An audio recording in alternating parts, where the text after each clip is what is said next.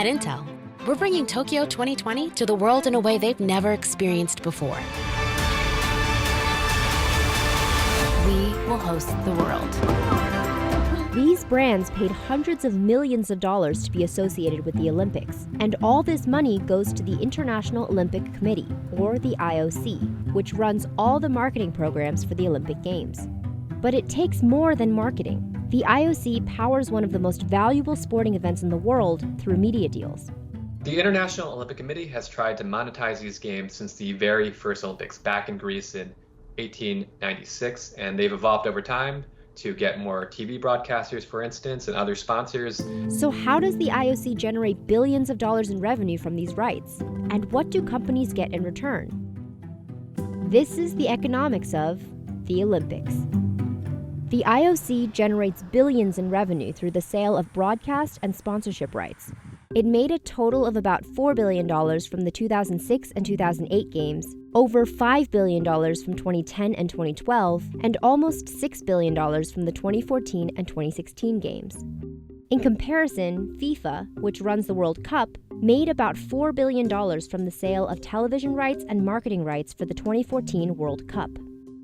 In London in 1948, the IOC awarded broadcast rights for the first time to the BBC. Today, the sale of broadcast rights makes up nearly 75% of the IOC's total income. This year, the Beijing Olympics is being broadcast in more than 220 countries. China Media Group is airing the games in China, Discovery is airing it across Europe, and CBC is airing it in Canada. Since 1997, North American companies have paid more for broadcast rights than the rest of the world combined, according to IOC data. NBC has televised every Olympics since 2000 and every Summer Games since 1988.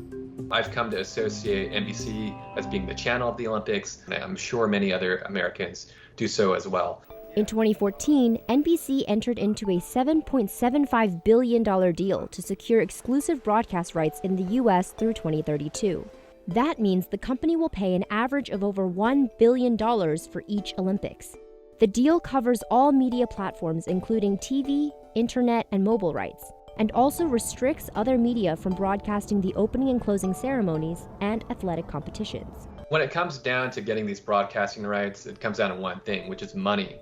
These multi-year broadcast deals include both Summer and Winter Olympics. For example, NBC Universal made about $500 million more in revenue from the 2016 Summer Olympics than it did from the 2014 Winter Olympics, according to the company's financial statements. The Summer Games are a lot bigger than the Winter Olympics. There's about 200 countries that compete in the Summer Games, about only 100 in the Winter Games. There's a quarter of the athletes in the Winter Olympics compared with the Summer ones. After broadcasting rights, brand partnerships are the next income driver for the IOC. The Olympic Partner Program, which was launched in 1985, grants exclusive marketing rights to a select group of corporate sponsors. There are currently 13 top-tier sponsors in this program. So you have companies like Coca-Cola, been around forever. So give me a Coke when you smile, and I promise to pass it along. But you also now have tech companies like Airbnb and Alibaba in China who have signed up in the past decade for these multi-year deals to be one of the elite sponsors. Alibaba believes in the power of small. We are proud to be the worldwide partner of the Olympic Games. According to the latest IOC data, top-tier sponsors collectively paid around $1 billion for the 2014 and 2016 Olympics. So what do these brands get in return? They get to use Olympic logos, so the iconic rings. 5 interlaced rings are probably the best example, but also there's an official logo for the Beijing Games and the Tokyo Games and all that too. But buying sponsorship rights is just the first step. They spend a lot of money, tens of millions of dollars per Olympics, just to get the rights to use these Olympic logos. And then they got to spend even more money, maybe triple that, to tell everybody that they have these rights via TV advertisements that say, hey, look, we're helping to put up these feel-good games that brings the world together.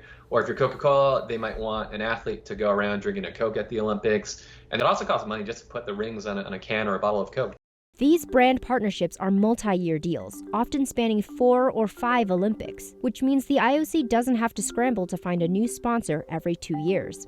Airbnb just a couple of years ago signed a 10-year deal, so that'll take them through the 2028 Olympics in Los Angeles. This year, several Olympic sponsors are keeping a relatively low profile around the Winter Games in Beijing due to escalating tensions between the US and China. In a normal Olympic year, these companies that already spent a lot of money to be a top Olympic sponsor would normally be bragging about it. The 100-day countdown is usually a big thing. For example, ahead of the 2018 Games, Coca-Cola put figure skating star Nathan Chen on a billboard in Times Square to mark the 100-day countdown to the Games. And Visa, which sponsors athletes through its Team Visa program, tweeted about its athletes and promoted its wearable payment devices in the weeks leading up to the 2018 Games. You dream of amazing. We dream of amazing ways to pay.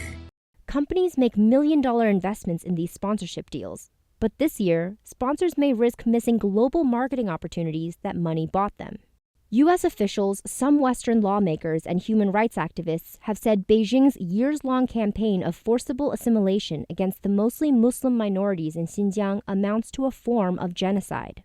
Beijing denies the allegation and has protested what it calls attempts to politicize the Games. These top-tier Olympic sponsors are trying to balance their business in China on one hand with their reputation in the rest of the world on the other. And they think the smartest thing to do right now is to just not bring any attention to the fact that they're sponsors outside of China.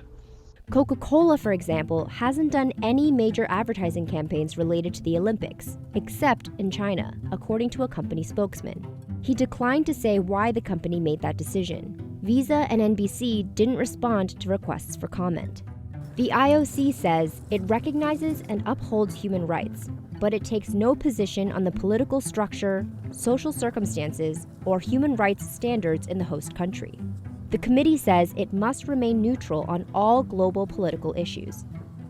Looking ahead, NBC is promoting its streaming service Peacock, especially as more and more people ditch cable and TV ratings for the Olympics continue on a downward trend. In January, Comcast said over 9 million people were paying to watch Peacock. The company said it would spend $3 billion this year on content for Peacock, double what it spent last year. The Beijing Olympics are an important opportunity for Peacock, which has been called out by analysts as being slow to gain traction. Viewers have also complained that Peacock didn't have enough live coverage during the Tokyo Summer Games. This time around, NBC Universal said the entirety of its Olympic broadcasts would be available live on Peacock's premium tiers for the Beijing Games. The next step will be to see whether these online broadcasting services like Peacock are going to become a bigger part of Olympic deals in the future.